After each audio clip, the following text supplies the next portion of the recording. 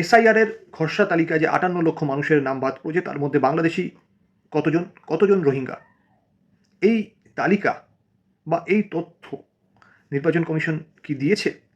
এর জন্য কিন্তু অপেক্ষায় থাকতে হবে আমাদের। কিন্তু এটা অত্যন্ত গুরুত্বপূর্ণ প্রশ্ন এই কারণে, তার কারণ আপনারা দেখেছেন যে কেন্দ্রের স্বরাষ্ট্রমন্ত্রী অমিত শাহ কলকাতায় এসছেন। কলকাতায় এসে উনি যে বক্তব্য রাখছেন, যে বার্তা দিতে চাইছেন, তার মধ্যে একটা জিনিস পরিষ্কার, যে এই বহিরাগত ঘুষপেটিয়া অ্যাক্রস দ্য বর্ডার যারা আসছে এবং যারা এখানে ইল্লিগালি থাকছে, এইটাকেই কিন্তু অনেক বড় ইস্যু ভারতীয় জনতা পার্টি এই নির্বাচনে, অর্থাৎ 2026 বিধানসভা নির্বাচনে করতে চলেছে। এবং এটাই 1 নম্বর ইস্যু, এবং এই ইস্যুতেই মূলত ভোট হতে চলেছে, এবং এই নিয়েই কিন্তু রাজ্য রাজনীতি আগামী কয়েক মাস আবর্তিত হবে। উত্তর এখনও আমরা জানি না। 2 নম্বর যেটা হচ্ছে, 1,34,00,000 জনতাকে এসআইআরে হিয়ারিং দেওয়া হয়েছে, কিন্তু এর তালিকা কোথায়? নির্বাচন কমিশন কি সেটা জানাবে?